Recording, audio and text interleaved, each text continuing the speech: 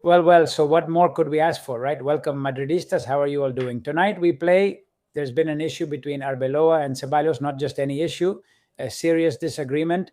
Apparently, he's been left out of the squad list for tonight's match against Betis, specifically against Betis, a match Tchouaméni will also miss, by the way.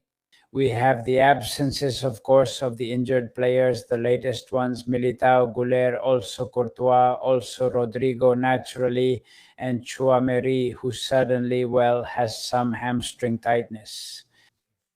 Well, nothing unusual for Madrid, right? Anyway, we're not going to go back to that topic because we already talked at length yesterday about Militao and Guller's injuries.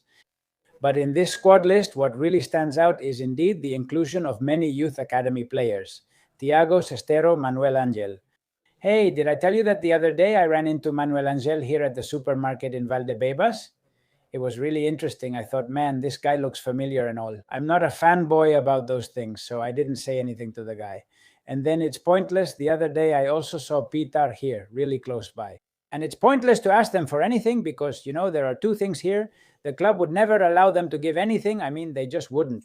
Well, ask the club for permission to do any interview with them, anything at all, and the club never gives it to you. And then if you happen to catch them and ask them anything and you publish it, then the kids get in trouble. And what's the point? Why make their lives more complicated, right? Well, anyway, that's it. Just a little side note I wanted to make. I really like seeing them in today's squad. I hope they get to play. But as I said, this thing with Ceballos has really caught everyone's attention. And after this squad announcement, Miguelito said on the Cope Network that there has indeed been a serious disagreement this week between Arbeloa and Ceballos. And apparently, later, the player from Utrera posted a mysterious message. You know how footballers are on their social media. But it's not just what they say, it's also the songs they post, right? Well, so an enigmatic message from Ceballos before his surprising, yes, it was before absence from the squad list against Betis. The player from Utrera shared some photos on social media training with a song that could be a jab, and then here in the gym working hard and all that. Well, anyway, what they're saying here is that this summer this guy is leaving. Every summer we say this guy is leaving. I mean, Ceballos has really thrown his career away.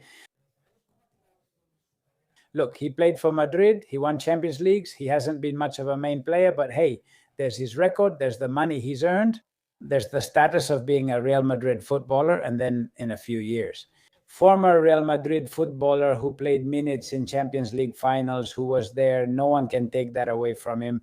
But for example, that a footballer of his quality, which I believe he has, I've always said it, it's another thing how he conducts himself, but for him not to have been able to go to the national team or to have his career with the national team cut short because he doesn't play for his club, well, that's an unbelievable level of complacency, unbelievable, and he should have left at the right time. But well, of course, what happened is that he wanted to go to Betis practically for free, and that can't be, it just can't be. In that case, I also think it's normal that the club didn't accept certain things.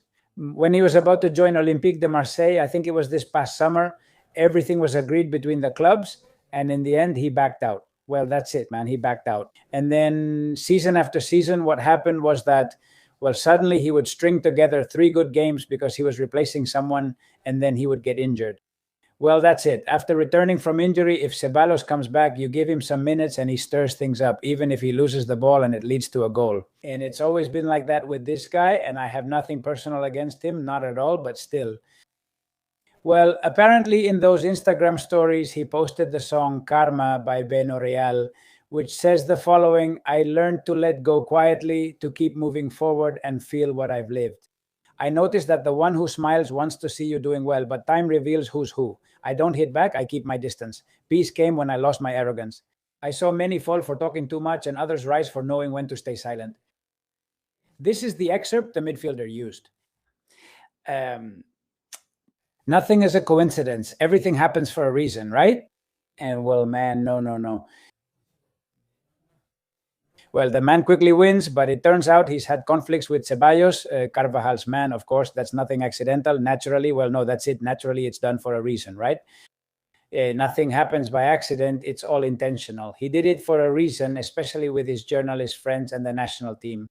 Um, But Arbeloa has had it. He's had it with them, of course. Claro. Naturally, man, for a reason, right? That's it. It's done for a reason. No. He won't have them, even if this makes things very difficult for him at times. It's just that I'm still truly fascinated. I'm still fascinated by everything we see from Mbappé. Yesterday, I posted a tweet, this one, with images from the other day's match against Alaves.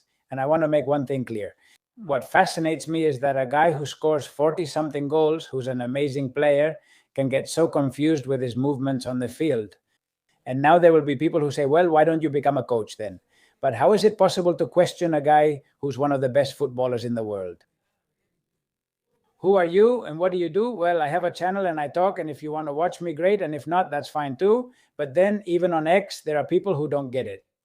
Certain tweets I post and it's fine, and people insult and all that, and they say I want to stir things up. But no, in this tweet, look, what I'm saying is amazing, but far from discrediting him, and he scores a lot of goals like that.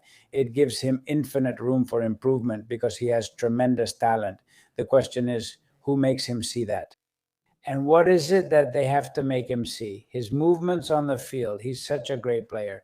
Mbappé. If you improve those movements as a number 9, and they'll say to me again, but who are you to tell a number 9 to do things like a number 9? Haven't you ever played football? Yes, I've played football, not at the elite level, not even close. I don't know. Forgive me, with all respect and humility, and me, Mbappé, I have nothing against him. In fact, I think he has the potential to be the best footballer in the world. But if he develops all his potential, if he only goes halfway, man, then there are other footballers who are worse than him, but more effective than him, scoring all the goals he does. Is Vinicius more tactically disciplined than him?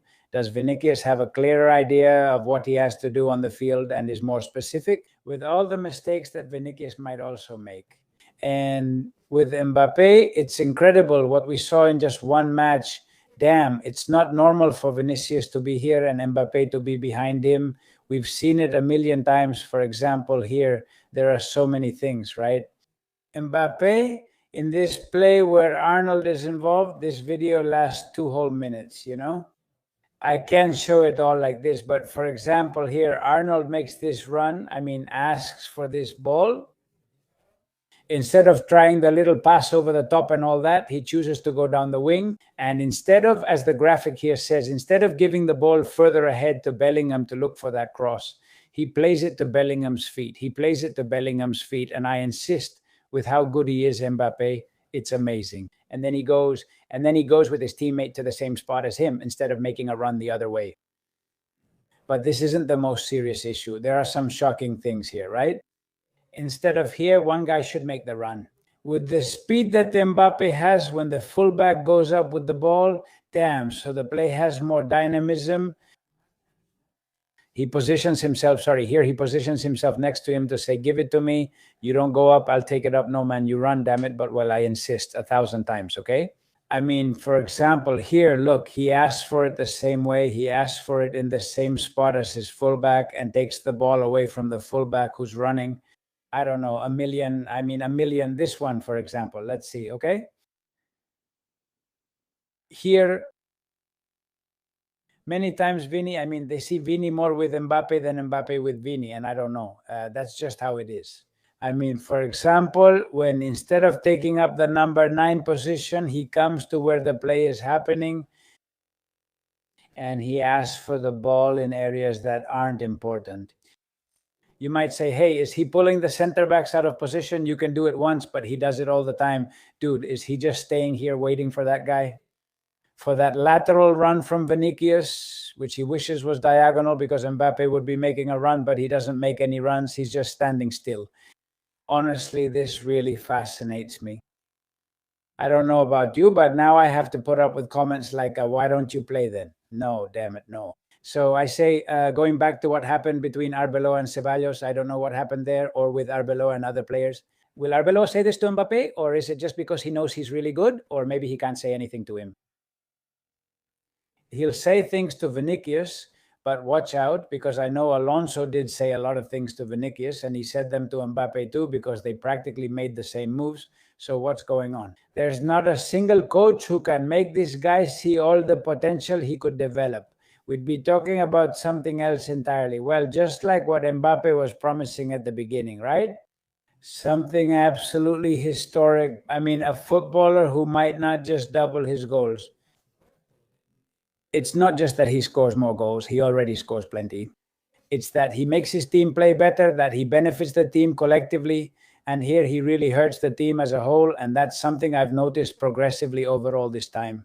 At first, I was a bit reluctant. I saw these moves and thought, well, he's just really good. He scores a lot of goals, but damn, as the weeks and months go by, man, and this, I don't know.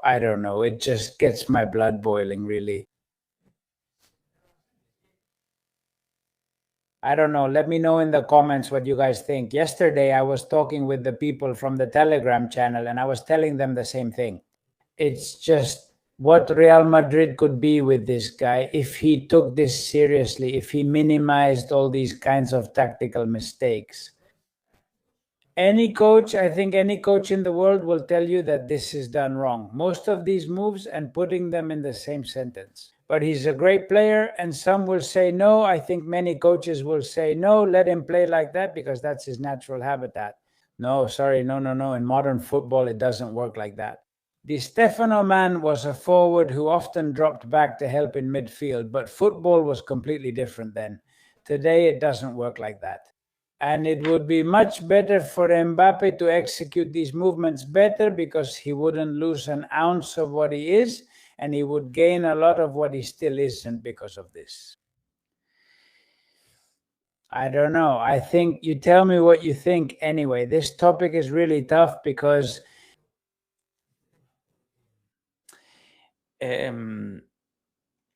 on social media, I mean, someone got what I meant yesterday. Very few people understood me on X. Is Miguel Serrano's criticism constructive? Because some people tell me that I'm just talking trash and I say, well, thank you. Finally, someone reads the tweets and understands why I post this. Because I also want the player to improve, not because I want him out of Madrid, but because I want the player to get better and that will be better for the team. But of course, some people are throwing a lot of hate at Mbappe. A tweet from Mbappe from 2015 has gone viral. I mean, they're going all the way back to 2015, and it's true that it's funny because here Mbappe says, we lost 3-2 against Cannes. He was playing for Monaco under 19, and we lost 3-2 against Cannes with 2 decisive assists. For my part, it's funny, but it's just something from a kid. How old was Mbappe back then? Wait, if he was 17 or 18, the guy was 15 years old here. So how can you hold this against the kid? 15 or 16, and he says, hey, we lost 3-2 against Khan, but at least he gave 2 assists. He's that age, so you should forgive him for these things. It's harsh that some still haven't after 11 years. I even still follow some of them on X. Man, you really had us fooled. They call him every name under the sun. Well, it's shocking. The dictator thing, of course, it's unbelievable. And for me, honestly, I think it's terrible. I absolutely refuse to accept that. And damn, one thing is to analyze what he does on the field, what he could improve to become an even better football player and to help the team collectively. Another thing, it's terrible, man. Anyway, let me know what you think in the comments. See you later. The match is at 9. We'll do a post-match, of course, on YouTube, and that's it. Hope you have a great Friday. Finally, it's Friday of this weird week too. We play this weekend, right? All right. So I do ask you to like, subscribe, comment, and share if you can. Bye.